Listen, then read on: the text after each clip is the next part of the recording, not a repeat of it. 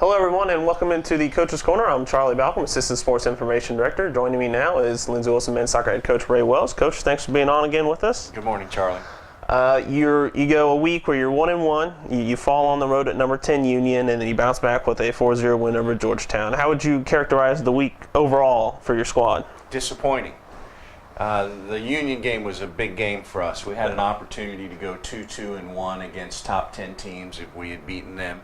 We felt like we were prepared, and we had good reports. I got to see them play, and we just went out and didn't play well. We gave up a goal in the first 5 minutes, which was a soft goal, a mistake in the back, and then their goalkeeper made a couple good saves, and it's 1-0 at halftime. And you know, we ended up out shooting them 19-11 during the game, and our goal came with 2 minutes left on a penalty kick.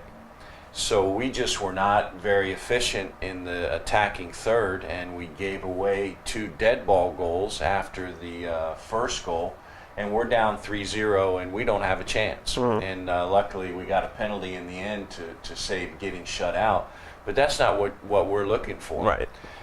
So I was pretty disappointed in our whole team and our coaching staff and everybody for that result. But to our credit, we came back and worked hard and got a good result against Georgetown and did get the shutout. So we're going to use that as an opportunity to say, okay, we are back on our feet and we're going to move forward for our Tuesday match. When you fall behind that early in the game against a tough opponent on the road like that, did you feel like you guys responded the right way after dropping behind early, or would you have liked to seen them done more? No, we did, and their goalkeeper, to his credit, made a couple very good saves, and you got to also give him credit because he used the crossbar in the post well, because we hit it 3 times. And we created chances. If you create 20 chances against a good team, you think you're going to score 2 or 3 goals, and we just didn't. And so we've worked on finishing ever since. So you know, we'll be okay. But that certainly was a blow to us to lose to them. You win, and then you bounce back, like you mentioned, 4-0 against Georgetown. 2 guys get their first career goals, Stefan Doss, Frank Bakoya. You always like to see those guys that are in the starting lineup, always working hard every single game, finally get those first career goals. And certainly the team gets pumped for it, the crowd gets pumped for them to score. No, they're both good kids, both new kids from France that are playing for us. And Stefan is the heart of the team. He's the guy in the middle that does all the work for everybody. And so for him to get a goal every now and then, that's pretty neat. Frank is a player that plays on the left side, and we don't ask him to get forward very often. In this situation, he was in the penalty box. He took 1 shot and scored 1 goal. And that's the same that Stefan did. He took 1 shot and scored 1 goal. We need our more attack-oriented players that are put in those positions to be like that. Against Georgetown, against Union, we took 11 shots from 2 of our primary attacking players, and they put 2 of them on target.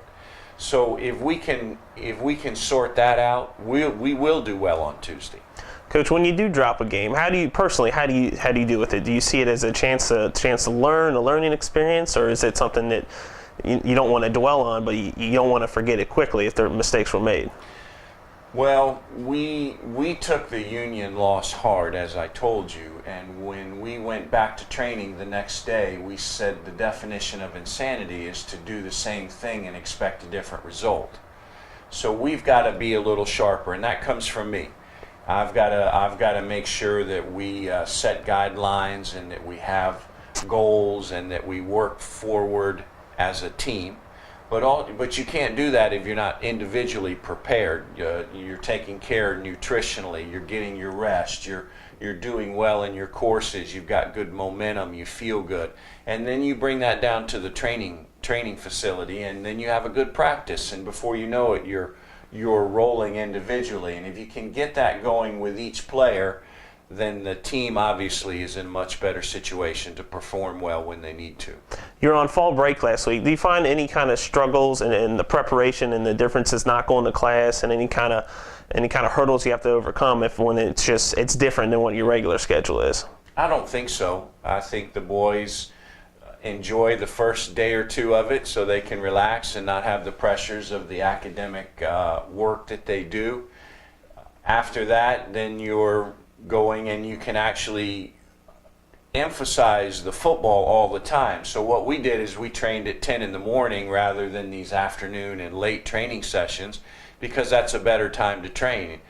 You can get your work done on the field, then you get a little something to eat, and then move forward through the rest of the day. So I don't think it was a factor at all. Next up, you're at number 19 Cumberland. You a very strong team. What do you know so far about them? They beat us twice last year, 2-1.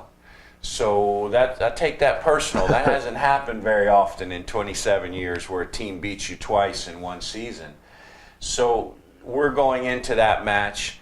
It's an away game. It's an afternoon game. So we're going to try and do everything like we just talked about, Charlie, of trying to make sure that we've got everything heading in the right direction and that we're ready to go at 2 o'clock on Tuesday. And we'll play them and we'll have a little extra for sure. It's a conference game.